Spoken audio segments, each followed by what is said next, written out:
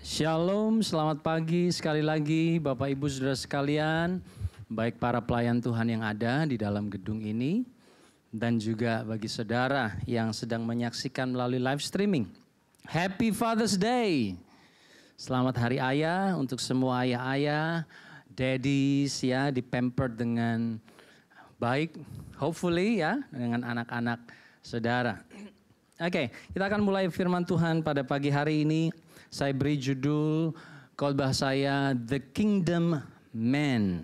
Kita akan celebrate dengan firman Tuhan juga. The Kingdom Man, pria kerajaan. Wah, luar biasa saudara ya. Sebuah perusahaan kartu ucapan, greeting card, suatu hari mempunyai ide untuk membuat suatu event khusus untuk merayakan Mother's Day. Mereka buka meja dengan kartu-kartu yang bagus di dalam sebuah penjara, saudara, penjara pria.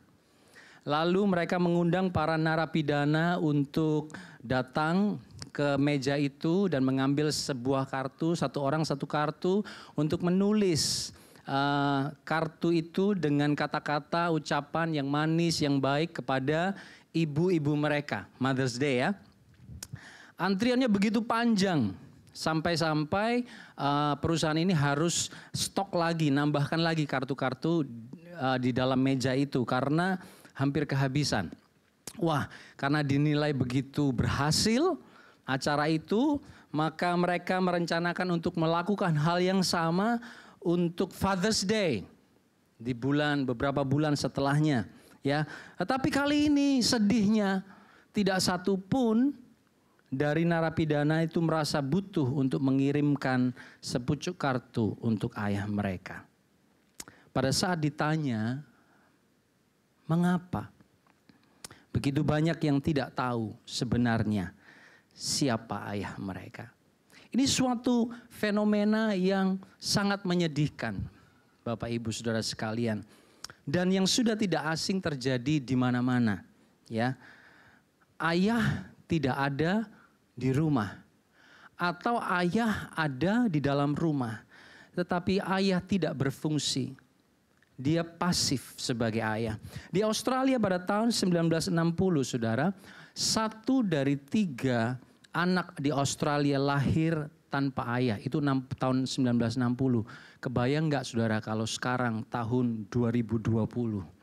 Begitu banyak di mana-mana terjadi. Ayah sebagai panutan, ayah sebagai role model tidak lagi menjadi tiang penopang di dalam keluarga. Ayah sebagai figur yang kokoh, yang kuat, yang dapat diandalkan hari-hari ini sedang menghilang. Akhirnya anak-anak mulai menarik diri, anak-anak mulai memberontak, dan anak-anak mulai berbeda dengan yang seharusnya. Ada sebuah statistik saudara yang ingin saya tunjukkan kepada saudara pagi hari ini. Dari rumah yang tanpa ayah, keluarlah hasil anak-anak yang seperti ini. 63% dari anak-anak muda yang bunuh diri itu keluar dari keluarga tanpa ayah. 90% dari anak-anak yang melarikan diri dari rumah itu adalah dari rumah tangga tanpa ayah. 85% anak-anak dengan perilaku menyimpang datang dari keluarga tanpa ayah. 71 siswa yang putus sekolah, drop out dari sekolah, datang dari keluarga tanpa ayah. 75% pasien penyalahgunaan obat drug abuse, saudara ya, datang dari keluarga tanpa ayah. 85% dari narapidana muda, anak-anak muda yang ada di penjara, 85% dari mereka datang dari keluarga tanpa ayah. Ini sesuatu yang sangat menyedihkan, saya percaya. Kalau saya lihat di movie, di video-video klip saudara, banyak ditayangkan anak-anak yang mencari ayahnya dan mereka membutuhkan ayah mereka. Mungkin saudara berpikir, oh saya nggak seperti itu, I'm fine. Tetapi saudara, kalau kita berani mengakui bahwa begitu banyak keluarga yang hari-hari ini, walaupun mereka memiliki ayah ada di rumah, tetapi ayah tidak berfungsi. Mengapa? Saya buka khotbah saya dengan fakta yang menyedihkan ini. Ya saudara, kehadiran seorang ayah, kalau kita lihat dari statistik tadi, kehadiran seorang ayah begitu sangat penting.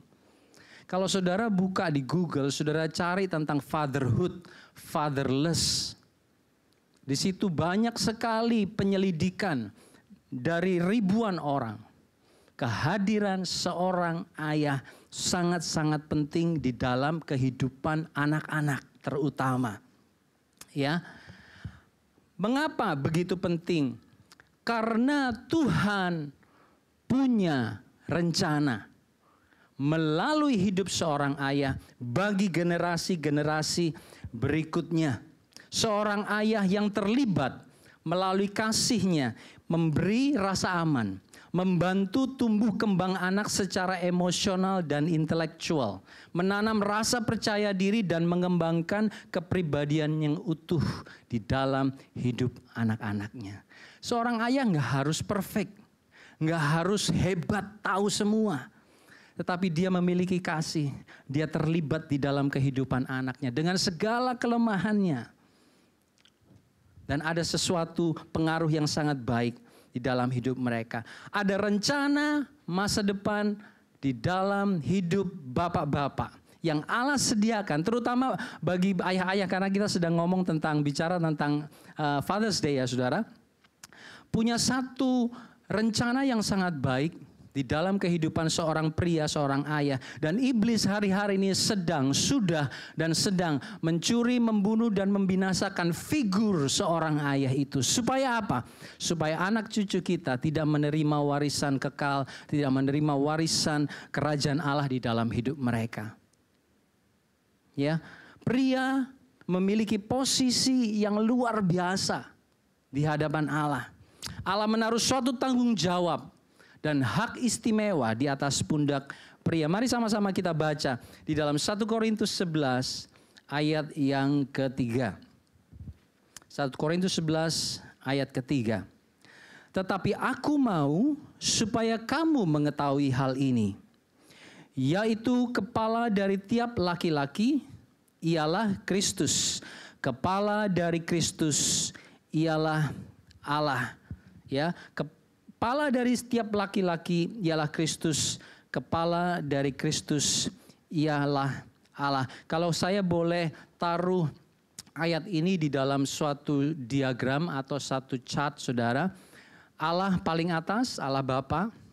Paling atas mungkin ada di dalam screen.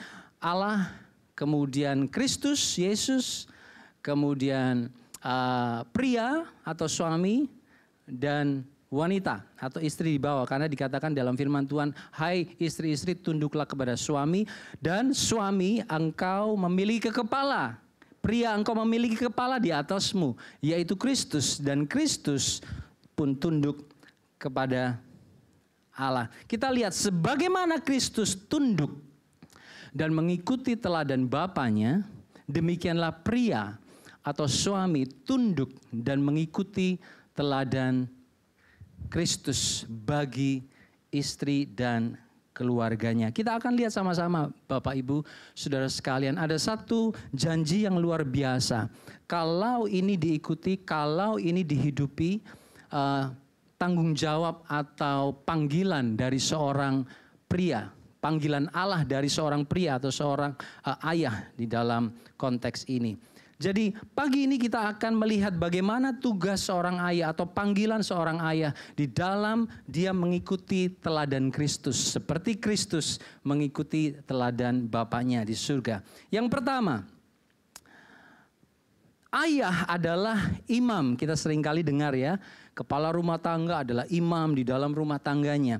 Ayah adalah seorang imam yang mewakili keluarganya di hadapan Allah, karena seorang imam itu berdiri di antara umat Tuhan dan Allah, dan dia mewakili umat Tuhan menghadap kepada Allah. Ya, Yesus adalah imam. Saudara ingat, Yesus adalah imam besar agung kita yang menjadi perantara bagi kita di hadapan Allah. Nah, seorang ayah yang meneladani Kristus, dia harus berdiri sebagai seorang imam bagi keluarganya. Apa tugas seorang imam? Dia membawa datang kepada Tuhan bagi keluarganya, membawa persembahan korban. Korban, saudara. Kalau Yesus datang ya kepada Allah, dia membawa korban, yaitu dirinya sendiri.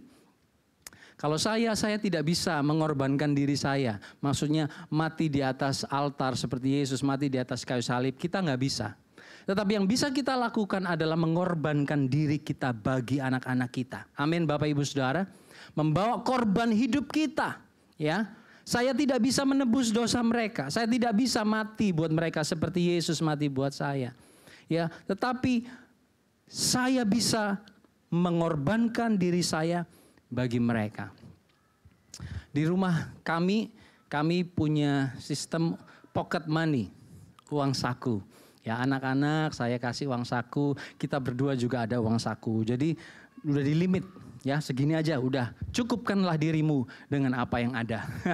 Firman Tuhan katakan seperti itu ya. Nah, mereka punya, saya juga punya. Tapi seringkali kalau saya bawa anak-anak sesudah sekolah, kalau mereka udah bilang, oh, it's very hot daddy. Oke, kita cari minum yang dingin. Udah sampai ke mall, mintanya nambah, bukan cuma minum. I want this, I want that. Begitu bayar, saya punya pikiran. Mereka kan punya uang saku. Tapi pada waktu mau bayar, dalam hati, aduh kesian ya masih kecil. Keluarlah dari uang saku saya. You know what? I'm telling you the truth. Uang di dompet mereka tuh lebih banyak loh sudah dari uang di dompet saya. Mesti bayarin, terus kasih duit, terus buat mereka. Kecil-kecil lama-lama juga habis uang saku saya. Kalau hal itu mah mungkin gampang. Ya, korban duit bisa kita dapatkan kembali. Tetapi memberi diri, spend waktu bagi mereka, mendengarkan terutama. Main dengan mereka, bicara, jalan, mengerti isi hati mereka. That is something that is not easy, mengorbankan diri. Ada sebuah studi 26 tahun, selama 26 tahun studi ini saudara terhadap sekelompok anak laki-laki dan perempuan. Mereka meneliti studi ini peran dari ayah dan ibu dalam mengembangkan kesehatan emosional anak. Ternyata faktor terpenting dari perkembangan emosional anak tergantung dari seberapa terlibatnya, 26 tahun loh saudara, seberapa terlibatnya sang ayah dalam kehidupan anak-anaknya. Penting sekali ternyata. Ini bukan yang cuma berapa bulan penyelidikannya. 26 tahun. Dari anak ini masih kecil sampai 26 tahun kemudian. Pengorbanan seorang ayah. Sebagai imam, seorang ayah menaikkan doa syafaat seperti Yesus. Yesus berdoa syafaat bagi kita. Ya. Dia berdoa bagi Petrus, dia katakan, Petrus, aku berdoa bagimu supaya imanmu jangan gugur. Yohanes 17, Yesus berdoa bagi murid-muridnya. Dan ini merupakan suatu kebiasaan zaman itu, Bapak Ibu Saudara sekalian, laki-laki itu berdoa. Ingat nggak pada waktu Musa ingin membawa keluar bangsa Israel dari Mesir, kemudian Raja Firaun katakan, oke, boleh, laki-laki aja yang keluar ya untuk menyembah Tuhan. Laki-laki yang menyembah. Di dalam kebiasaan mereka laki-laki itu peran laki-laki sangat penting. Peran ayah sangat penting. Dan doa pun harus seorang ayah. Kalau kita lihat di kepercayaan seberang. Ya biasanya mereka kalau pergi ke rumah ibadat. Siapa? Laki-laki ya. Ya seperti itu. 1 Timotius 2 ayat 8 dikatakan.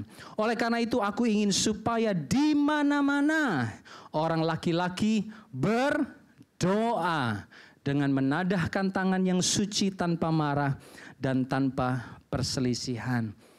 Ayah-ayah, ini panggilan yang Tuhan taruh di dalam setiap kita untuk berdoa bagi keluarga kita dan bahkan untuk mengajar anak-anak kita bagaimana cara berdoa. Sayangnya urusan doa seringkali diserahkan ke Istri. Jadi kalau ada doa, istri yang datang. Kalau ada seminar, istri yang datang. KKR, istri yang datang. Bukannya Tuhan tidak memberkati, Tuhan memberkati, saudara. Tapi ingat baik-baik, anak sedang melihat kepada ayah. Secara tidak sadar, mereka tuh lihat bapaknya. Ya. Yang kedua, saudara, tadi sebagai imam. Ya, yang kedua, tugas ayah sebagai nabi. Kalau imam tadi mewakili keluarganya menghadap Allah, sekarang nabi dia mewakili Allah untuk melayani keluarganya. Dia mewakili Allah di hadapan keluarganya. Dan Yesus pun adalah memiliki fungsi seorang nabi. Yesus menerima apa yang dia dengar dari Bapanya, apa yang dia lihat dari Bapanya, dan dia katakan kepada murid-muridnya.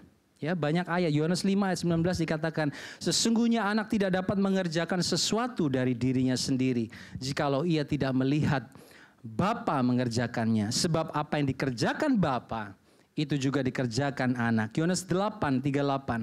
Apa yang kulihat pada Bapa, itulah yang kukatakan. Yohanes 20 ayat 21. Sama seperti Bapa mengutus aku, maka aku mengutus kamu.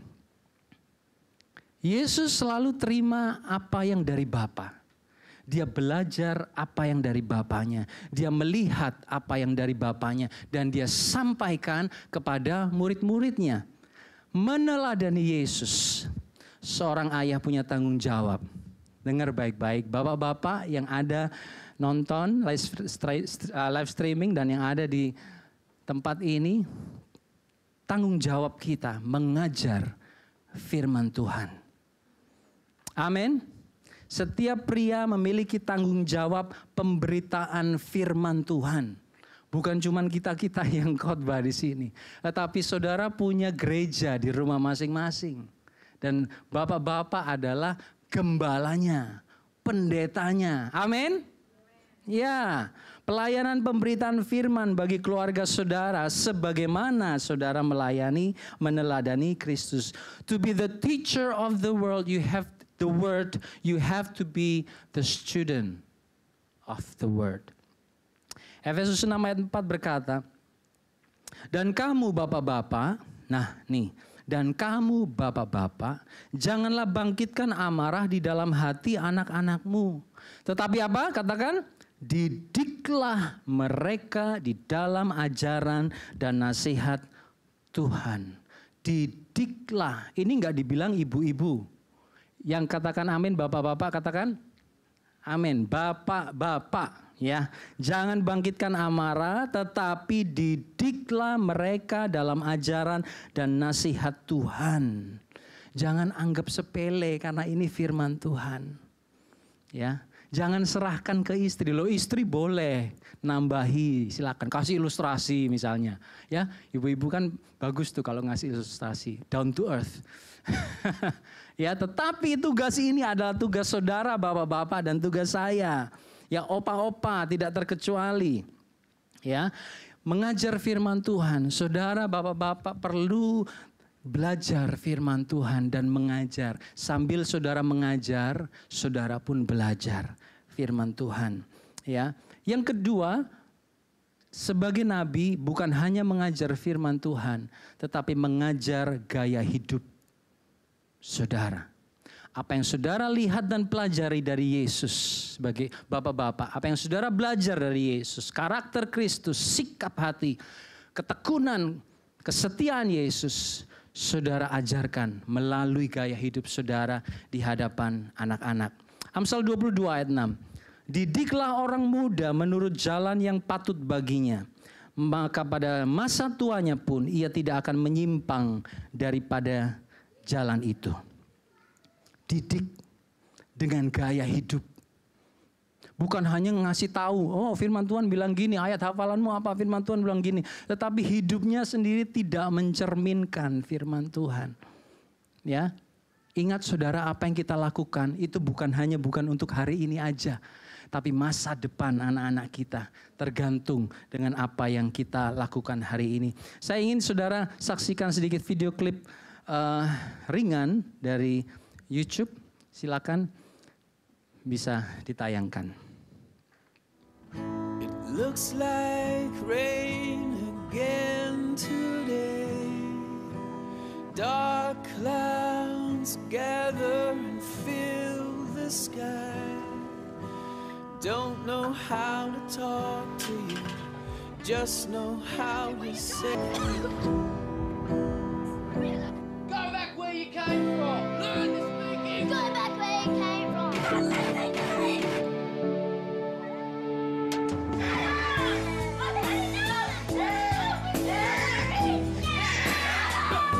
Is that what you think?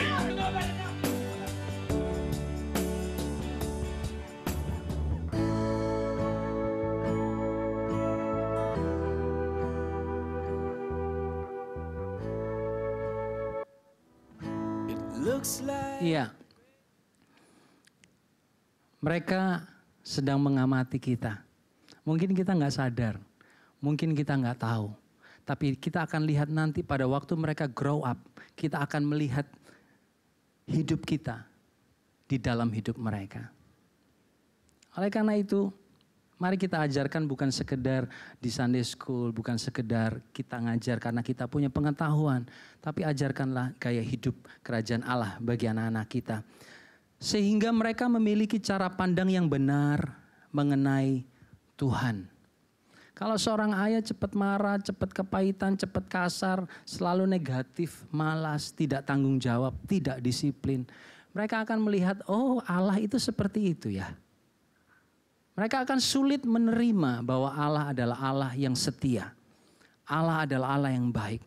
Tetapi jika seorang ayah bisa memberikan suatu teladan di dalam hidup mereka, penuh kasih, selalu positif, encouraging, penuh pengampunan, penuh pengertian, terlibat di dalam hidup mereka, rajin, bekerja keras. Anak akan dengan mudah melihat Allah Bapa sebagai Allah yang penuh kasih. Allah yang selalu encourage hidup mereka. Dan mereka sangat mudah untuk percaya kepada Dia. Dan hidupnya lebih merasa aman. Yang ketiga, tadi yang pertama Allah sebagai ayah, panggilan ayah sebagai imam, nabi, dan yang ketiga raja. Nah, banyak orang senangnya yang ini mungkin raja. Wah, dilayani. Tunggu dulu. Seorang raja dia punya tugas mengatur dan memimpin keluarganya dalam otoritas dan kehambaan. Otoritas itu saudara banyak orang yang salah kaprah. Orang berpikir kalau saya kan otoritas, saya punya otoritas karena saya ayah, pemimpin di dalam keluarga. Lalu mereka asal perintah, asal memutuskan, tidak mau ngerti perasaan orang lain, tidak mau dengar pendapat, tidak mau mengaku salah, tidak mau minta maaf. Saya kan pemimpin, orang lain mesti nurut. Salah. Otoritas yang sejati sesuai dengan firman Tuhan dibangun justru dari kehambaan, bukan dari kekuasaan. Bila dibangun dari kekuasaan, tangan besi, hasilnya adalah rasa takut dan melukai. Kalau dibangun di atas kehambaan, hasilnya adalah rasa aman dan rasa hormat, respect. Ya, Bapak Ibu Saudara sekalian. Ayah meneladani Yesus, dia punya otoritas. Tetapi dia harus, kita ayah, kita harus praktekkan otoritas kita di dalam kehambaan. Melayani keluarga kita. Kalau salah, ya minta maaf. Kalau keliru, ya say sorry. Sama anak-anak, bahkan sama anak-anak pun kalau kita merasa kita tahu kita salah, kita mesti belajar untuk say sorry. Sorry ya, tadi nungguin Dedi kelamaan. Dedi kebanyakan ngomong, Mami kebanyakan ngomong lebih lagi. Jadi kalian nunggu, terus nunggu kelamaan, anak-anaknya jadi cranky, kita marahin mereka lagi. Kesian. Nah, tahu? Mesti say sorry. Sorry ya, thank you, tadi udah tungguin. Otoritas, tetapi di dalam kehambaan. Bukankah Yesus mengajarkan hal seperti itu, Bapak-bapak? Ya, dia datang bukan untuk dilayani, tapi dia datang untuk melayani dan memberi hidupnya bagi setiap kita. Ada satu berkat yang luar biasa yang firman Tuhan janjikan apabila bapak-bapak kita praktekkan 3 hal ini. Jangan tunggu jadi bapak. Bagi saudara sekalian yang mendengarkan firman Tuhan pagi hari ini secara online mungkin di rumah saudara. Kalau saudara masih single, mulailah hari ini. Jangan tunggu jadi bapak nanti sudah too late takutnya. Mulailah hari ini menjadi imam, menjadi nabi. Mulailah belajar firman Tuhan dan praktekkan otoritas di dalam kehambaan. Dalam Mazmur 128 kita buka sama-sama, kita baca berkat Tuhan atas keluarga. Ya, dengan seorang ayah yang takut akan Tuhan. Mazmur 128 ayat 1 sampai ayat yang ke-6. Nyanyian ziarah. Berbahagialah setiap orang yang takut akan Tuhan, yang hidup menurut jalan yang ditunjukkannya. Apabila engkau memakan hasil jerih payah tanganmu, berbahagialah engkau dan baiklah keadaanmu. Istrimu akan menjadi, berarti ini ngomong tentang suami ya, tentang ayah. Istrimu akan menjadi seperti pohon anggur yang subur di dalam rumahmu. Anak-anakmu seperti tunas pohon zaitun sekeliling mejamu. Sesungguhnya demikianlah akan diberkati orang laki-laki yang takut akan Tuhan. Kiranya Tuhan memberkati engkau dari Sion, supaya engkau melihat kebahagiaan Yerusalem seumur hidupmu, dan melihat anak-anak dari anak-anakmu, damai sejahtera atas Israel. Bayar harga memang, imam itu bayar harga. Membawa korban, Yesus bayar harga, saudara. Nggak ada yang hari ini kita tabur, besok tumbuh. If you pay now, you play later. But if you play now, nggak mau ngapa-ngapain, you will pay later. What you neglect now, they will reject later. Kalau kita neglect, apa itu neglect? Biarkan aja, sudahlah, biasa aja, nggak usah nabi, raja, dan imam lah, ngerti lah, pokoknya gue baik-baik aja. Oke, anak-anakmu nanti mungkin one day dia akan reject. Aku nggak mau dengar firman Tuhan. Nggak pernah diajar firman Tuhan, malah diajar oleh apa? Dunia ini di luar sana. Oleh karena itu firman Tuhan, berkat ini adalah bagi laki-laki yang takut akan Tuhan. Yaitu bagi saudara dan saya pagi hari ini yang menerima. Para pria, di tangan kita Tuhan terus sudah taruh kesempatan untuk menentukan masa depanmu, keluargamu, jadi imam, jadi nabi, jadi raja bagi keluargamu. Para ayah, di tangan kita Tuhan taruh mandat yang besar, tetapi juga berkat yang besar di dalam hidup kita. Ya, masa depan yang besar, ambil, kerjakan itu di dalam hidup kita. Istri, topang suamimu. Suami itu bukan malaikat atau Tuhan. Suami juga punya kelemahan. Ya, topang mereka, doa. Iblis sedang berusaha merusak kehidupan figur seorang ayah di dalam rumah tangga. Supaya apa? Kalau keluarga hancur, kota akan menjadi hancur. Bangsa akan menjadi hancur. Dunia akan menjadi hancur. Karena apa? Institusi paling sederhana adalah sebuah keluarga. Kita lihat tadi statistik, berapa banyak mereka yang sudah hancur hidup mereka. Karena apa? Di dalam keluarga ada kehancuran. Ya, Bapak Ibu. Bagi saudara yang mengikuti ibadah ini, kalau saudara merasa aku sendirian ya, single parent, suami atau istri single parent. Saya percaya firman Tuhan memiliki janji buat saudara bahwa dia akan menjadi bapamu. Dia adalah bapa yang kekal. Dia tidak pernah meninggalkan engkau. Selama engkau mencari dia dan membawa anak-anakmu datang untuk mengasihi Tuhan. Saya percaya masa depan sungguh ada dan harapanmu tidak akan hilang di dalam nama Tuhan Yesus. Saya percaya berkat ini buat setiap saudara dan saya. Amin. Kalau saudara ada duduk bersama dengan pasangan suami istri saudara, Saya rindu setiap istri, taruh tanganmu di atas suamimu, baik di pundak atau di kepala mereka.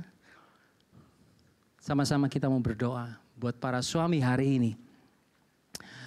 Bagi saudara yang tidak ada pasangan saudara di samping, saudara taruh tangan saudara di atas layar kaca saudara. Kita mau berdoa, ulurkan tangan kita bagi para suami-suami. Saya percaya Tuhan sedang bekerja hari ini. Saya minta Feve untuk berdoa.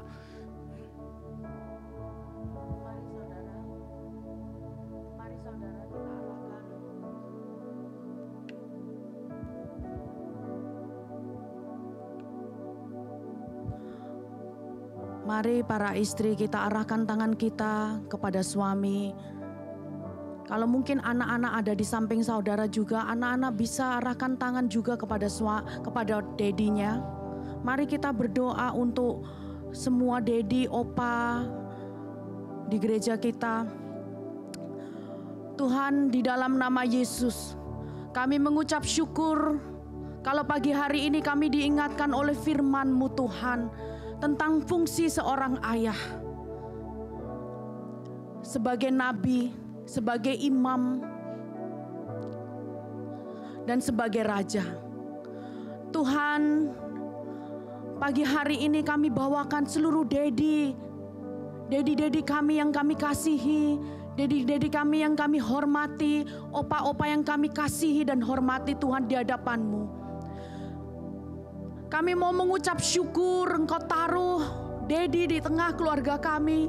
Engkau taruh opa di tengah keluarga kami. Kami mengucap syukur buat keberadaan mereka Tuhan di dalam keluarga kami. Seorang ayah yang bertanggung jawab, seorang ayah yang mengasihi istri dan anak-anaknya, seorang ayah yang bekerja keras buat keluarga. Kami mengucap syukur Engkau tempatkan mereka di tengah-tengah kami Tuhan. Terima kasih Tuhan. Kami mau mintakan berkat Tuhan turun atas mereka pagi hari ini.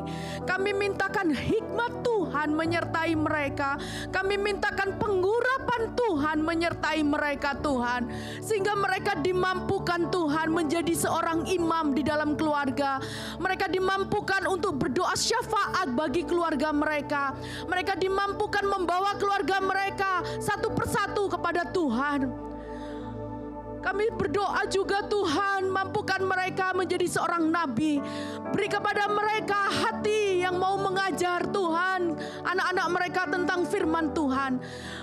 Menjadi teladan bagi anak-anak mereka dari perkataan mereka, dari hidup mereka, dari tingkah laku mereka Tuhan. Ayah menjadi teladan bagi anak-anak mereka. Ayah menjadi role model bagi anak-anak mereka. Mampukan Tuhan, beri hikmat. Tangan-Mu memegang para ayah pagi hari ini Tuhan. Tangan-Mu memegang mereka, memimpin mereka kepada jalan-jalan kebenaran Tuhan. Dan juga Tuhan, Engkau sudah beri otoritas kepada para ayah. Hamba-Mu berdoa biarlah Tuhan wibawa ilahi itu turun kepada para ayah. Sehingga para ayah memiliki otoritas memimpin keluarganya di dalam takut akan Engkau, di dalam kehambaan mereka memimpin keluarganya, di dalam kasih, di dalam kemesraan Tuhan bersama istri dan anak-anak. Tuhan, terima kasih buat para ayah sekali lagi. Aku juga berdoa kalau mereka bekerja Tuhan, Tuhan memberkati apa yang mereka kerjakan. Tuhan memberkati tangan mereka. Mereka akan naik dan tidak menjadi turun. Mereka akan semakin diberkati dan diberkati Tuhan. Oleh karena mereka percaya kepadamu Tuhan. Aku juga berdoa buat opa-opa di tempat ini Tuhan. Biarlah opa-opa di tempat ini terus bersemangat, menjadi opa-opa yang terus bersemangat, menjadi berkat Tuhan. Mereka menjadi teladan bagi generasi sebelumnya Tuhan, menjadi generasi yang mendatang Tuhan. Mereka menjadi teladan bagi cucu-cucu mereka Tuhan. Opa-opa yang membangkitkan semangat cucu mereka, opa-opa yang menjadi teladan bagi cucu mereka. Berkati opa-opa di tempat ini, sampai masa tua mereka, mereka tetap diberkati dan menjadi berkat Tuhan. Terima Terima kasih Tuhan buat pagi hari ini. Biar berkat-Mu, damai sejahtera-Mu Engkau arahkan buat para ayah di tempat ini. Terima kasih Tuhan. Kami mau bawa pulang firman-Mu. Biar firman-Mu itu hidup di dalam hidup para ayah di tempat ini. Terima kasih Tuhan. Di dalam nama Yesus kami terima berkat buat ayah-ayah di dalam nama Yesus. Haleluya. Amin.